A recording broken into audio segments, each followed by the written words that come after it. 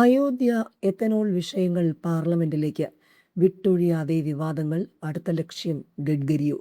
വിദ്യാർത്ഥി സമരത്തിലെ പ്രധാന ആവശ്യമായ മന്ത്രി ധർമ്മേന്ദ്ര പ്രധാന്റെ രാജി കഴിഞ്ഞതോടെ ഇനി കേന്ദ്ര സർക്കാരിനെതിരെ ഉയരുക അയോധ്യ സംഭാവന കൊള്ളയും പെട്രോളിലെ എത്തനോൾ വിഷയവും. വിദ്യാർത്ഥികളെ മർദ്ദിച്ചവർക്കെതിരെ നടപടിയും പ്രധാനമന്ത്രി നരേന്ദ്രമോദി മാപ്പ് പറയലുമാവും തിങ്കളാഴ്ച പ്രധാനമായും പ്രതിപക്ഷം ഉയർത്തുകയെങ്കിലും അയോധ്യ വിഷയവും വലിയ ഉയർന്നു വരുമെന്ന് പ്രതിപക്ഷ വൃത്തങ്ങൾ വ്യക്തമാക്കിയ സൂചന നൽകുന്നുണ്ട്. CJPയിൽ നിന്നും പ്രചോദനം ഉൾക്കൊണ്ട് E20 ജനതാ പാർട്ടി എന്ന പേരിൽ എക്സിലും ഇൻസ്റ്റഗ്രാമിലും ഉൾപ്പെടെ പുതിയ കൂട്ടായ്മ രൂപം കൊണ്ടിട്ടുണ്ട്.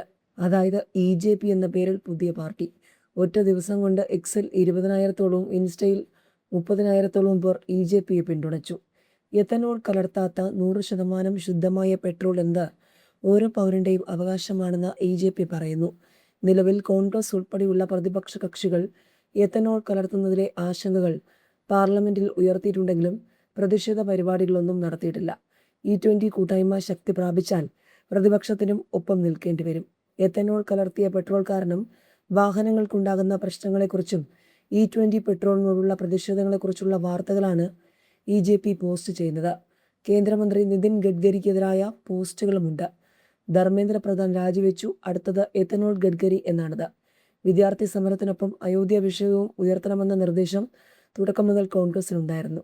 ഇന്ത്യ യോഗത്തിൽ ഇടതുപക്ഷം അടക്കമുള്ളവർ വിദ്യാർത്ഥി സമരത്തിന് പ്രാമുഖ്യം നൽകണമെന്ന് നിർദ്ദേശിച്ചതിന് പിന്നാലെയാണ് അയോധ്യ താൽക്കാലികമായി നിർത്തിവെച്ചത്. അതിനാൽ കോൺഗ്രസ് വീണ്ടും അയോധ്യയെ ഉയർത്തിക്കൊണ്ടുവരുമെന്ന് ഉറപ്പാണ്.